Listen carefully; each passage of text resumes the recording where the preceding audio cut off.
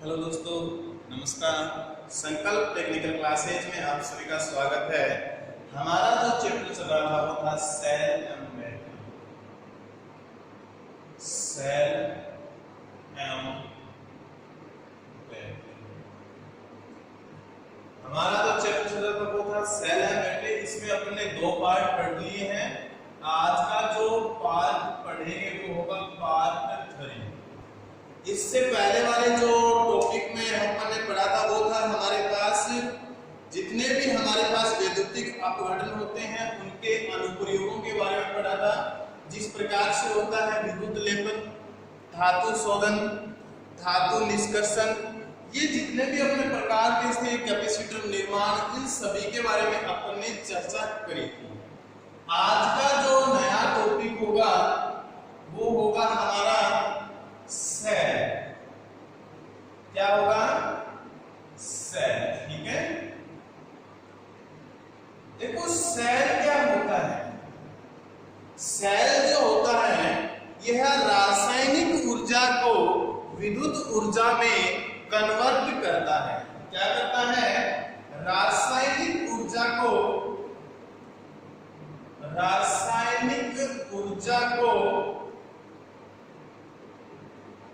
विद्युत ऊर्जा में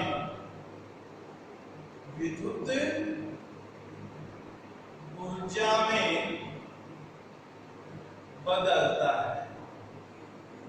और इसका जो दूसरा काम होता है सेल का, ये होता है कि विद्युत ऊर्जा को पहले तो रासायनिक ऊर्जा में चेंज करता है, उस रासायनिक ऊर्जा को फिर उससे विद्युत वाहक बल उत्पन्न करता है। पहले तो विद्युत ऊर्जा आती है, इस विद्युत ऊर्जा को रासायनिक ऊर्जा में तथा रासायनिक ऊर्जा को इसमें वोल्टेज या विद्युत वाहक बल में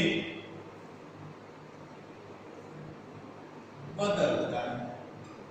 इन दोनों बातों को आपको ध्यान रखना है कि रासायनिक ऊर्जा को विद्युत ऊर्जा में बदलना सेल का काम होता है, विद्युत ऊर्जा को रासायनिक ऊर्जा में तथा रासायनिक ऊर्जा को विद्युत ऊर्जा में बदलना सेल का काम होता है। तो आप आईडी डालो सेल। इसमें लिखो, सेल के अंदर लिखो आप, सेल रासायनिक ऊर्जा को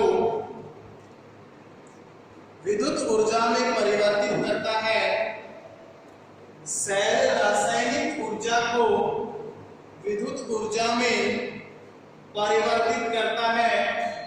नेक्स्ट देखेंगे अपन, जो सेल हमारे पास होता है, इस सेल में उत्पन्न जो होता है वो होता है शुद्ध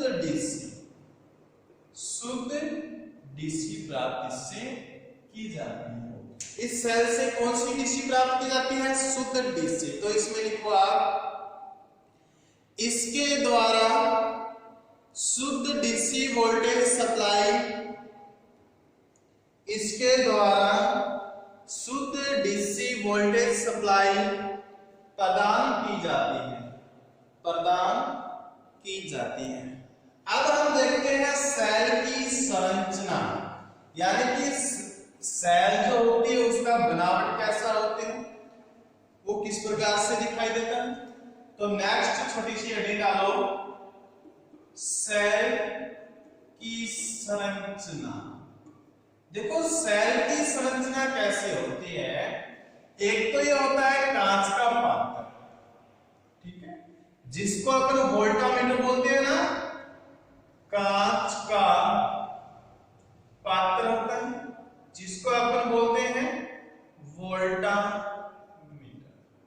वोल्टमीटर नहीं है ये, वोल्टामीटर होता है, ठीक है। अब इसके अंदर दो छड़ें होती हैं, एक एनोड होती है तथा दूसरी कैथोड होती है। कैथोड होती है माइनस, एनोड होती है पॉजिटिव।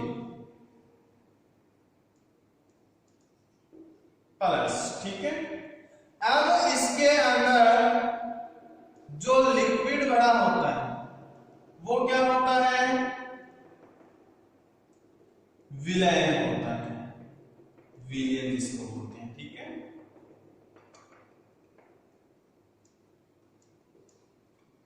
विलयन या इलेक्ट्रोलाइट जिसको अपन बोलते हैं, इलेक्ट्रोलाइट, ये दोनों है, इनको क्या बोलते हैं दोस्तों, क्या बोलते हैं इनको, इलेक्ट्रोड,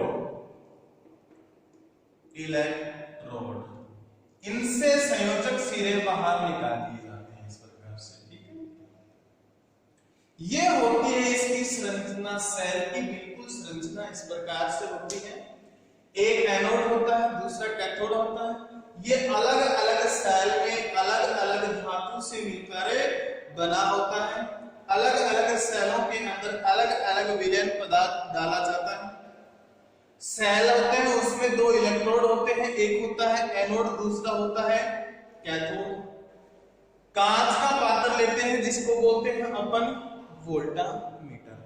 तो इसकी संरचना के बारे में अपने को थ्योरेटिकल नहीं लिखना है, इस डायग्राम को बनाना है और इसको नामांकित कर देना है, ठीक है। तो आप इस डायग्राम को बनाओ और जो चिन्ह अपने दर्शाए उनको नामांकित किया है, तो नामांकित चित्र आप बनाइए, ठीक है। सेल निकालो, सेल की संरचना और ये चित्र बनाओ आप। बना लिया। अब हम आगे की ओर बढ़ते हुए देखते हैं कि सेल के प्रकार। तो सेल हमारे पास दो प्रकार के होते हैं। नई ऐड निकालो, सेल के प्रकार दो। तो लिखो सेल निम्न दो प्रकार के होते हैं, दो प्रकार के होते हैं। नंबर एक क्या आता है हमारे पास, प्राथमिक सेल। नंबर दो पे आता है द्वितीयक सेल, द्वितीयक सेल। तो सेल हमारे पास कितने प्रकार के होते हैं, दो प्रकार के होते हैं, प्राथमिक सेल और द्वितीय सेल। प्राथमिक सेल कौन से होते हैं, वो सभी के सभी सेल जो रासायनिक ऊर्जा को विद्युत ऊर्जा में परिवर्तित करते हैं। रासायनिक ऊर्जा को विद्युत ऊर्जा में परिवर्तित करते हैं। यानी कि वे सारे के सारे या वे सभी सेल जो रासायनिक ऊर्जा को विद्युत ऊर्जा में परिवर्तित करते हैं, प्राथमिक सेल होते हैं। प्राथमिक सेल की एक छोटी सी विशेषता ये होती है कि एक बार उपयोग में लेने के बाद जो डिस्चार्ज हो जाता है, फिर से इसको या पुनः इसको चार्ज नहीं किया जा सकता, ठीक है। तो प्राथमिक सेल क्या होता है, यूज एंड थ्रो। यूज में लिया, अगर वो डिस हो जाता है तो उसको हम फेंक देंगे, ठीक है। तो प्राथमिक सेल क्या होता है, यूज थ्रो। अलग अलग बनावट के आधार पर, अलग अलग इसके अंदर छड़ों के आधार पर अलग अलग प्रकार के प्राथमिक सेल होते हैं। जिस प्रकार से हम देखें, वोल्टेज सेल होता है, डैनियल सेल होता है, लेग्रांसी सेल होता है, शुष्क सेल होता है, मरकरी सेल होता है, सिल्वर ऑक्साइड सेल होता है, क्षारीय सेल होते हैं। ये सारे के सारे सेल जो होते हैं दोस्तों, वो प्राथमिक सेल के अंतर्गत आते हैं। इसके बाद में देखते हैं हम द्वितीयक सेल। द्वितीयक सेल क्या होते हैं, पहले तो इनको विद्युत ऊर्जा की आवश्यकता होगी। विद्युत ऊर्जा को रासायनिक ऊर्जा में कन्वर्ट करते हैं और उस रासायनिक ऊर्जा से क्या उत्पन्न होता है, वोल्टेज या ईएमएफ उत्पन्न होता है। उस रासायनिक ऊर्जा से ईएमएफ या वोल्टेज उत्पन्न होता है। द्वितीय सेल में हमारे पास जो होते हैं वो कई प्रकार के होते हैं, अलग अलग होते हैं, जिसको अपन देखो बैटरी बोलते हैं, ठीक है। तो वे सारे के सारे होते हैं द्वितीयक सेल। जिस प्रकार से हम इनका नाम ले तो होगा, लेड एसिड सेल होता है हमारे पास, निकल आयरन सेल होता है, निकल कैडमियम सेल होता है। तो ये सारे के सारे जो सेल होते हैं वो द्वितीयक सेल होते हैं, ठीक है। तो सबसे पहले आप हेडिंग डालो सेल के प्रकार। इसमें लिखो सेल निम्न दो प्रकार के होते हैं। सेल निम्न दो प्रकार के होते हैं, प्राथमिक सेल और द्वितीयक सेल। नंबर 1 प्राथमिक सेल, नंबर 2 द्वितीयक सेल। और हेडिंग डालो आप प्राथमिक सेल। किसकी हेडिंग डालोगे? प्राथमिक सेल। हेडिंग डालो प्राथमिक सेल। इसमें जो दो लाइनें मैंने बताई है आपको ये लिखो।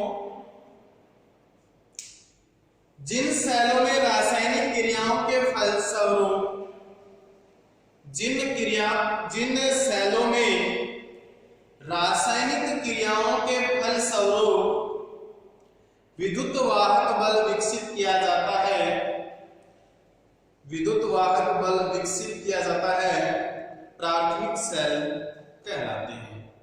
दूसरी लाइन जो मैंने आपको बताई थी वो लिखो। इनको एक बार उपयोग में लेने के बाद, इनको एक बार उपयोग में लेने के बाद पुनः आवेशित नहीं किया जाता, पुनः चार्ज नहीं किया जाता, ठीक है। अब लिखो प्राथमिक सेल निम्न प्रकार के होते हैं।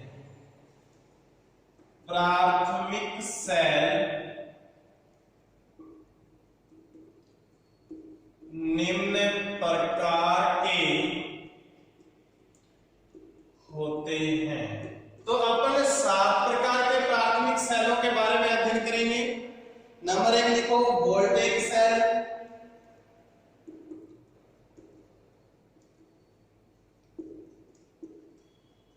Daniel cell, Daniell, Leclanche cell जो होता है हमारे पास, लेग्रांजी सेल,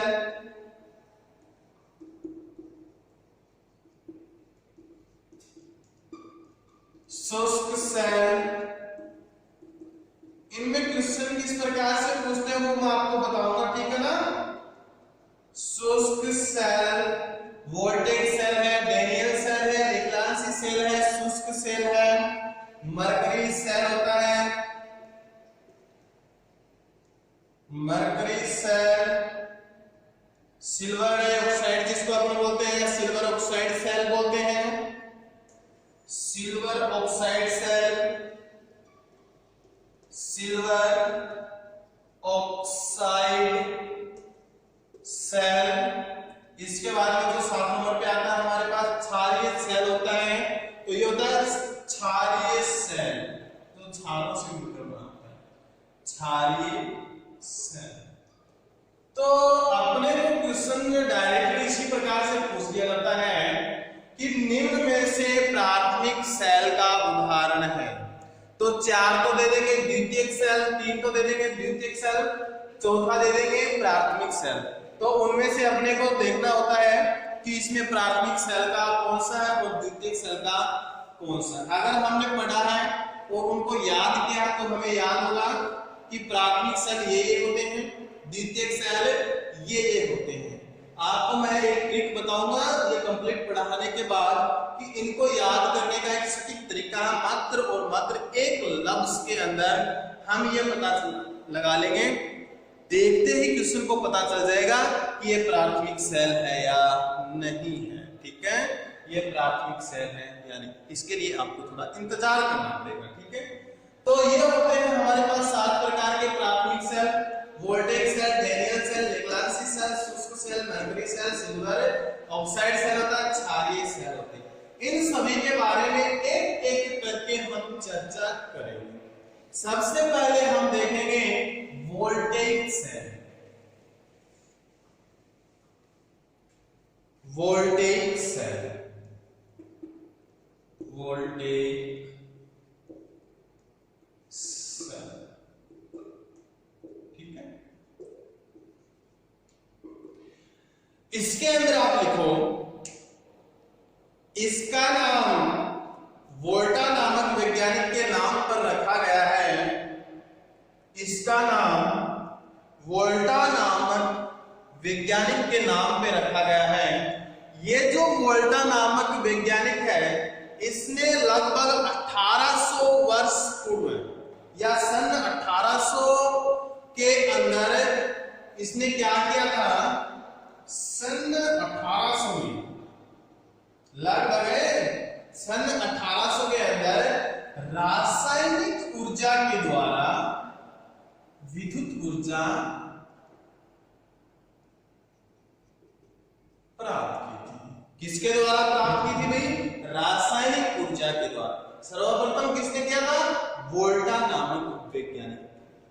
तो इसमें आप लिखो, सबसे पहले सन 1800 के लगभग में, सबसे पहले सन 1800 के लगभग में वोल्टा नामक वैज्ञानिक ने, वोल्टा नामक वैज्ञानिक ने, वैज्ञानिक का नाम याद रखना वोल्टा, ठीक है? वोल्टा नामक वैज्ञानिक ने रासायनिक क्रियाओं के द्वारा, रासायनिक क्रियाओं के द्वारा विद्युत वाहक बल उत्पन्न करने में सफलता प्राप्त की। विद्युत वाहक बल उत्पन्न करने में सफलता प्राप्त की। अब जो देखो, हम देखते हैं कि वोल्टेज सेल की संरचना क्या होती है, उसमें जो इलेक्ट्रोड होते हैं वो कौन कौन सी धातु से मिलकर बने होते हैं। इसमें इलेक्ट्रोलाइट के रूप में क्या काम में लेते हैं? इलेक्ट्रोलाइट का कुल विलयन के रूप में क्या काम में लेते हैं, ठीक है? तो हम देखते हैं इसकी संरचना, इसकी जो बनावट है, उसके हमारे पास सबसे पहले पात्र तो होता ही है, ठीक है? ये क्या होता है? कांच का पात्र है हमारे पास। ये होते हैं दो छड़ी। एक तो ले लेते हैं अपन जस्ते की छड़, दूसरी होती है हमारे पास तांबे की छड़। इसमें डाल देते हैं इलेक्ट्रोलाइट। इलेक्ट्रोलाइट में तनु अम्ल या गंधक अम्ल डालते हैं, जो होता है हमारे पास H2SO4। इलेक्ट्रोलाइट,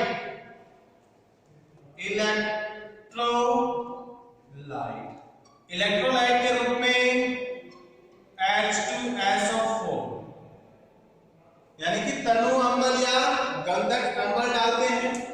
जस्ते की जो छड़ होती है वो हमेशा कैथोड होती है। जस्ते की जो छड़ होती है इस प्रकार से इसमें बाहर निकला होता है, सीधा, इसमें कुल नहीं होता। ये वाली जो छड़ होती है इसमें जो आवेश या फिर जो इसको लेते हैं वो लेते हैं इसको कैथोड। और कैथोड क्या होता है? नेगेटिव चार्ज होता है। यहां पे लेते हैं अपन एनोड। ये होता है हमारे पास पॉजिटिव चार्ज। ये होता है बैटरी का ऋणात्मक सिरा, ये होता है बैटरी का धनात्मक सिरा।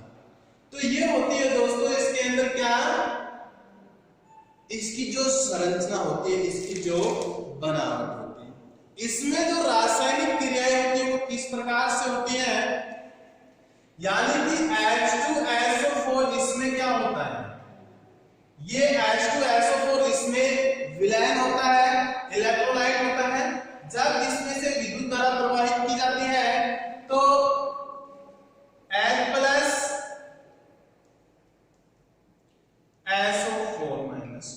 ये अलग अलग भागों में विभक्त हो जाते हैं, ठीक है? H+ हो जाते हैं और ये संतुलित है। H+ हो जाते हैं हमारे पास और SO4-2, यानी कि ये धनावेश हो जाता है, ये ऋण आवेश हो जाता है, यानी कि अलग अलग आयनों में विभक्त हो जाता है, ठीक है? अब हम देखें कि एनोड व कैथोड को लोड से संयोजित कर दें। यहां पे इसको किससे संयोजित कर देंगे? बल्ब के द्वारा। ये बल्ब का साइन ले लेता हूं, ठीक है? अब ये ये क्या है हमारे पास, बल्ब है। ठीक है, तो आप सबसे पहले ये वाली लाइन लिखने के बाद ये डायग्राम बनाओ, उसके बाद लिखो रासायनिक क्रियाएं। डायग्राम बनाओ सबसे पहले, तो ये कंप्लीट डायग्राम आपको बनाना है। डायग्राम बनाओ।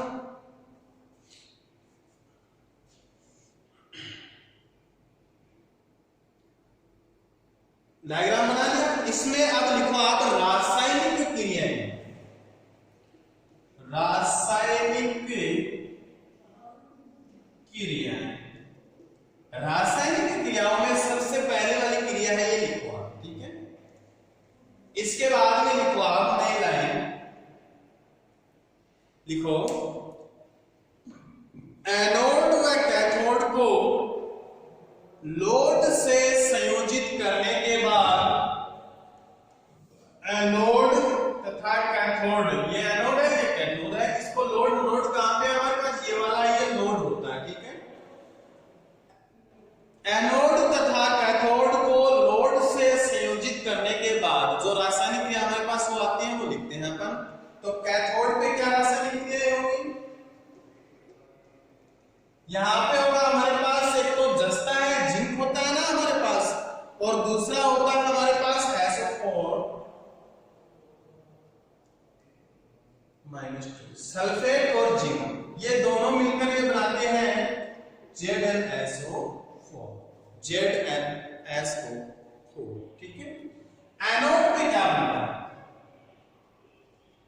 एनोड पे क्या बनता है भाई, एनोड पे जब दो हाइड्रोजन होते हैं, देखो जिंक और सल्फेट काम में आ गए, लेकिन बचा क्या, ये जिंक है, यहाँ पे जस्ता जिंक है, जिंक काम में आ गया, SO4 काम में आ गया, हमारे पास हाइड्रोजन बची है H2। तो दो हाइड्रोजन के कण या दो हाइड्रोजन के अणु अगर दो इलेक्ट्रॉनों से संयोजित हो जाए तो मुक्त होती है हमारी क्या, यहाँ पे हाइड्रोजन गैस मुक्त हो जाती है। ठीक है, तो आप लिखो, अब ये भी देखेंगे कि इसमें विद्युत धारा अगर अंदर की तरफ जानी है तो जस्ते से तांबे की छड़ पे जाएगी, यहां से इस प्रकार से, अगर बाहर निकलनी हो तो वो यहां से यहां की, यानी कि तांबे की छड़ से जस्ते की छड़ की ओर। तो आप लाइन लिखो आगे की, लिखो जो इसमें विद्युत धारा प्रवाह होता है ना उसके बारे में लिखवा रहा हूं। विद्युत धारा का प्रवाह जो अंदर जाएगा तब जाएगा जस्ते की छड़ से तांबे की छड़ की ओर, बाहर निकलेगा तब तांबे की छड़ से जस्ते की छड़ की ओर होगा। आप लिखो, इसमें विद्युत धारा का प्रवाह है सेल के अंदर, सेल के अंदर, अंदर है ना, सेल के अंदर जस्ते की छड़ से, जस्ते की छड़ से तांबे की छड़ की ओर तथा सेल से बाहर, सेल से बाहर तांबे की छड़ से जस्ते की छड़ की ओर होता है, तांबे की छड़ से जस्ते की छड़ की ओर होता है।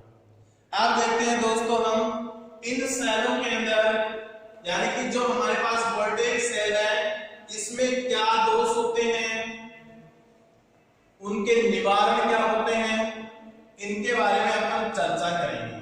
तो नेक्स्ट टॉपिक लिखो, दोष एवं निवारण। दोष एवं निवारण। देखो इसमें दो प्रकार के दोष पाए जाते हैं। एक तो होता है स्थानीय क्षेत्र का दोष या स्थानीय क्रिया का दोष, दूसरा होता है ध्रुव छादन दोष। तो इसमें दो दोष होते हैं, स्थानीय क्रिया दोष, दूसरा कौन सा होता है, ध्रुव छादन दोष। एक तो होता है ध्रुव छादन दोष, ठीक है, ध्रुव छादन दोष। एक होता है स्थानीय क्रिया दोष। देखो मैं आपको एक लाइन में समझा देता हूं।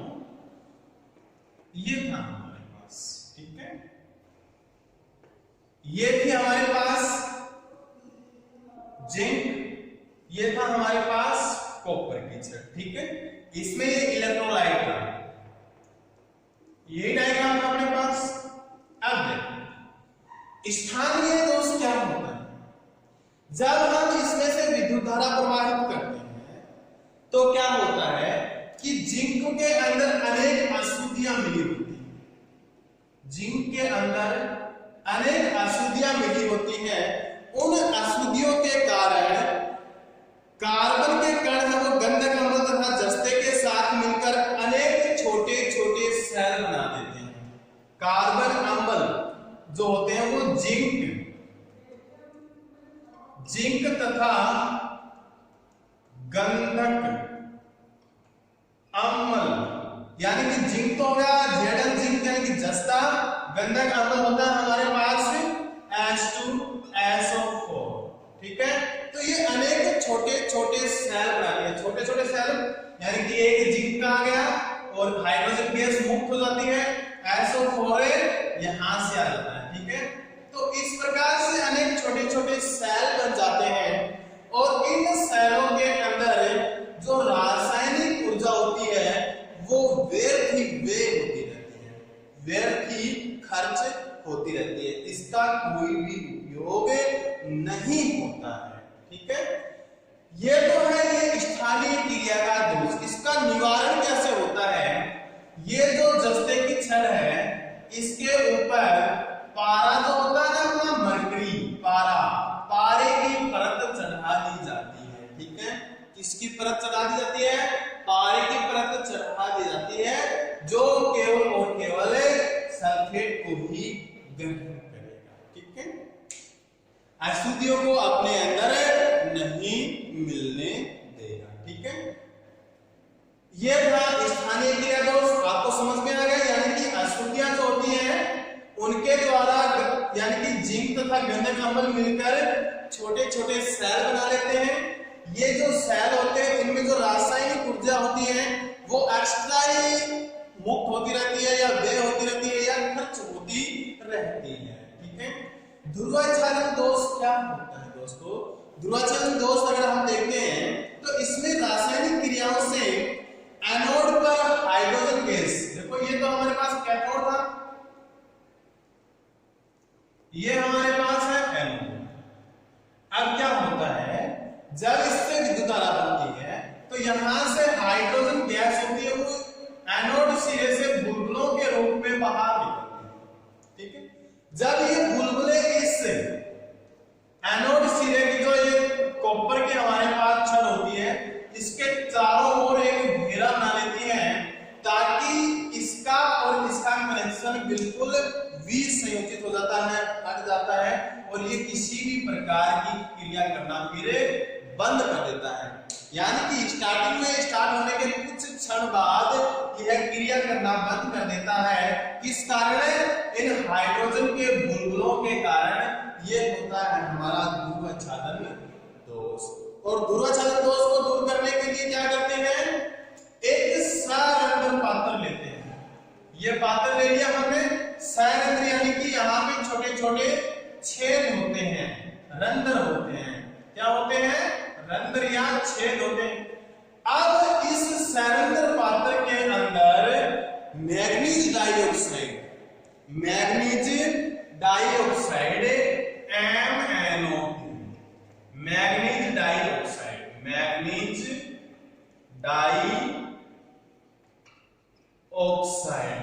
ये इसका चूर्ण इसके अंदर डाल देते हैं ताकि जो बुलबुले होते हैं उनका इसके ऊपर कोई प्रभाव ना पड़े। वो होता है ध्रुवाच्छादन दोष का निवारण।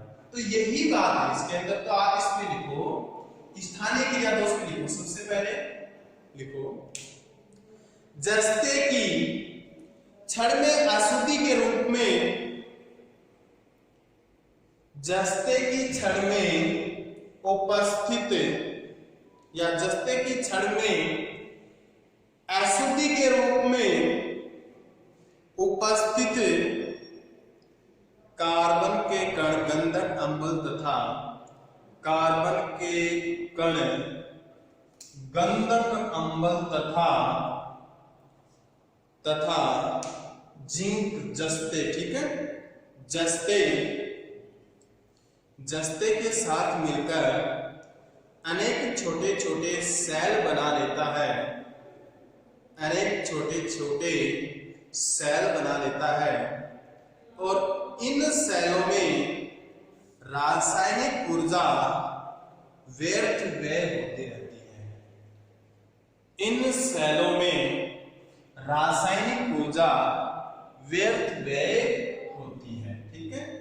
अब लिखो निवारण, इसका निवारण, निवारण में लिखो आप, निवारण आपको पता है, यहाँ पे पारे की परत लिखो। इसमें जस्ते की छड़ पर पारे की परत चढ़ाई जाती है, जस्ते की छड़ पर पारे की परत चढ़ाई जाती है। नंबर 2 लिखो ध्रुव छादन, ध्रुव छादन, नाम दिखाई नहीं दे रहा तो थोड़ा मोटा लिख देता हूं इसको, ध्रुवा आधा चाहे छादन, ध्रुव छादन, ठीक है।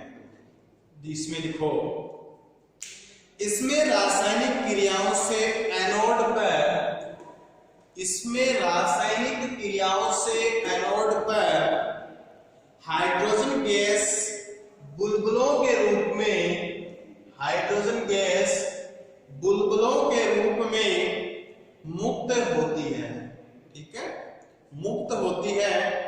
तो ये बुलबुले तांबे की छड़ के चारों ओर, तो ये बुलबुले तांबे की जो छड़ होती है इसके चारों ओर एकत्र होकर उसे अचालक बना देते हैं, एकत्र होकर उसे अचालक बना देते हैं। यह दोष ध्रुव छादन दोष कहलाता है, यह दोष ध्रुव छादन दोष कहलाता है। निवारण लिखो, निवारण, निवारण तो आप खुद भी लिख सकते हो कि एक हम सरल पात्र लेते हैं, उसके अंदर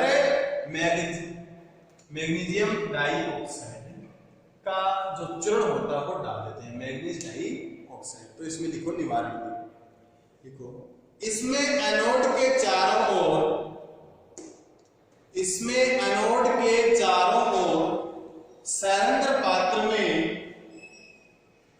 मैग्नीज डाइऑक्साइड, क्वेश्चन में लिख देना MnO2, मैग्नीज डाइऑक्साइड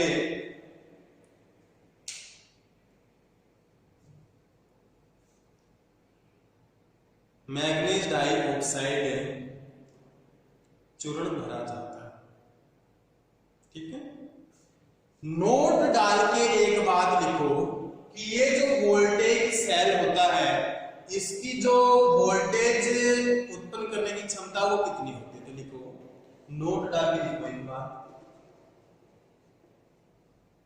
लिखो इस सेल का विद्युत वाहक बल,